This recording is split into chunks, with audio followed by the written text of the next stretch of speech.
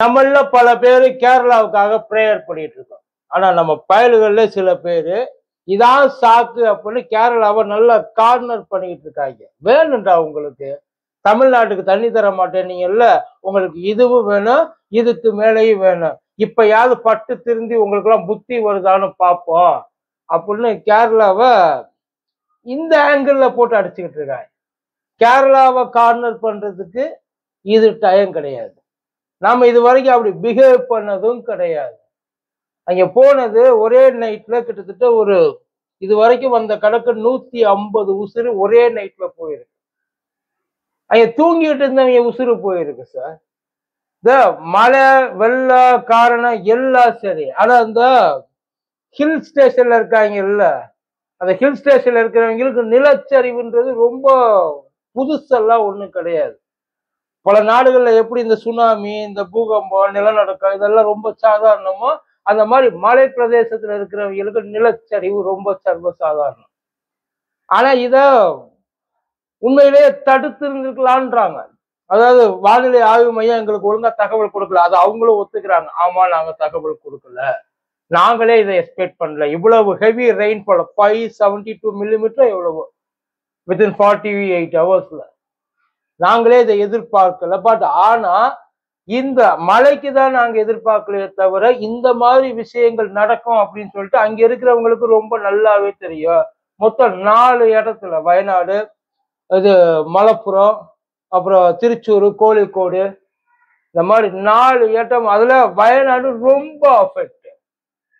ஏன்னா அதுல இருக்கிற அங்க வயநாட்டுல எந்த அளவுக்கு மலையில இருக்க மழை அந்த அந்த மண்ணை இறுக்கி பிடிக்கிறதுக்கு ஒரே ஒரு காரணம் மரம். அங்க பெரிய பெரிய மரம் கிடையாது, முழுக்க முழுக்க டீ எஸ்டேட்ஸ், அவ்வளவுதான்.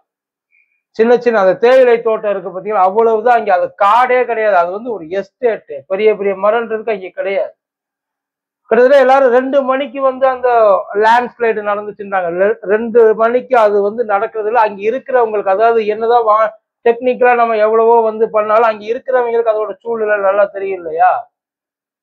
கிட்டத்தட்ட ஒரு 11 மணிக்கே அங்க ஏரியால இருக்கவங்க சில பேர் கிளம்பி வெளியில போக ட்ரை பண்ணாங்க. ஏன்னா வெளில வந்து பார்த்தோன்னா அந்த சகதியும் இதுவுமா இருக்கு. அவங்களுக்கு அங்க தெரிஞ்சு போச்சு, ஏதோ ஒன்று இது வந்து தாங்காது அப்படின்றது மட்டும் தெரிஞ்சு போச்சு. பக்கத்துல இருக்கிறவங்களை கூப்பிட்டுருக்காங்க, வாங்க போலான்ட்டு. சில பேர் வந்திருக்காங்க, சில பேர் வரல. வந்தவங்களை மட்டும் கூப்பிட்டுட்டு அவங்க மேல இன்னொரு மேல இன்னொரு இடத்துக்கு, அதாவது கொஞ்சம் கிரிப்பா இருக்கு இல்லையா, அந்த இடத்துக்கு அவங்க போயிருக்காங்க. திரும்பி வந்து காலையில வந்து பார்த்தா இல்ல.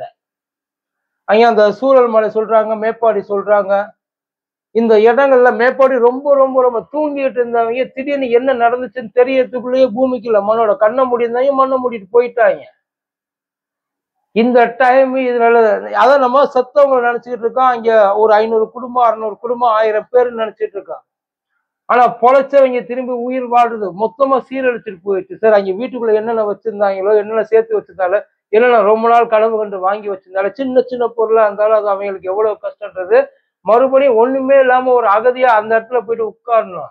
இப்ப கவர்மெண்ட் கொடுக்குற 2 லட்சமோ, 3 லட்சமோ, 5 லட்சமோ, 10 லட்சமோ ஒண்ணுத்துக்கு வேலைக்கு ஆகாது. மறுபடியும் அவங்க அந்த வாழ்க்கையை ரீபில்ட் பண்றது ரொம்ப கஷ்டம். இந்த நேரத்துல நம்ம போயிட்டு அவங்களை அடிக்கிறது ரொம்ப தப்பு.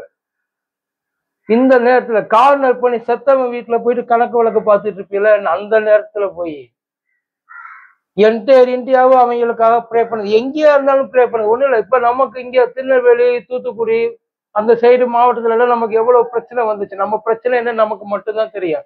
அந்த நேரத்துல போயிட்டு நம்மளை எவனாச்சும் ஒருத்தர் குத்தி காமிச்சு அவங்களை குத்தி காமிக்கிறதுக்கோ, அவங்க தப்ப திருத்துறதுக்கோ இது நேரம் கிடையாது. ரெண்டாவது கவர்மெண்ட்டுக்கு அந்த பாலிடிக்ஸுக்கும் மக்களுக்கும் நம்ம எல்லாம் பெரிய அறிவாளி நம்ம நினைச்சிட்டு இருக்கோம். உண்மையிலே கிடையாது. அவங்க எப்படி ஆடணும்னு நம்மள நினைக்கிறாங்களோ அந்த மாதிரிதான் அவங்க நம்மளை ஆட்டி வைப்பாங்க. அதுதான் உண்மை. இந்த நேரத்துல போயிட்டு அங்க அந்த போட்டோஸ் எல்லாம் நீங்க பாத்தீங்கன்னா தெரியும். இந்த தேவர் மகன் படம் பார்த்திருக்கீங்களா? அதுல அந்த குழந்தை ஒண்ணு அந்த முள்ளு செடியில மாட்டிக்கிட்டு கிட்டத்தட்ட அதே மாதிரி ஒரு சின்ன குழந்தை, கை குழந்தை ஓரமா செத்து கிடக்குது. ஒருத்தர் மண்ணுக்குள்ள புதைஞ்சு வெளியில மட்டும் கை நீட்டி, அது மண்ணு உள்ள போட்டு வெளில மட்டும் கை நீட்டி நின்றுருக்கா.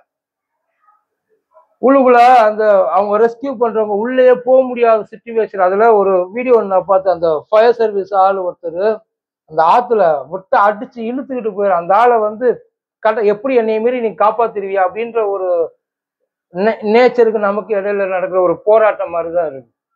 இன்னும் எவ்வளவு பேர் உள்ளுக்குள்ள இதோட இந்த கவுண்ட் முடிஞ்சிடும். அது பேசிட்டு இருக்க இந்த நேரத்துல கவுண்ட் ஏறிக்கிட்டே போகலாம்.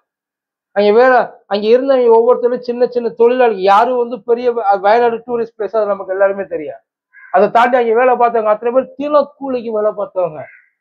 அவங்களுக்கு இப்ப நம்ம பேசுறோம் இல்லையா அந்த பாலிடிக்ஸ், அவங்களுக்கு அதுக்கு சம்மந்தமே இல்லை. இன்னும் சொல்ல போனா அங்க பல ஊருக்காரங்க போய் வேலை பார்க்கறாங்க. நீங்க உங்களுக்கு அங்க நடந்த லேண்ட் ஸ்லைடு மட்டும் தான் தெரியும். நம்ம தமிழ்நாட்டை அதே செவ்வாய்க்கிழமை நைட்டு வால்பாறையில விழுந்துருக்கு. 2 பேர், ஒரு பாட்டி ஒரு பேத்தி செத்து போச்சு. வீடு சரிஞ்சு விழுந்து காலங்காத்தால தான் சரிஞ்சு விழுந்திருக்குன்னு தெரியும்.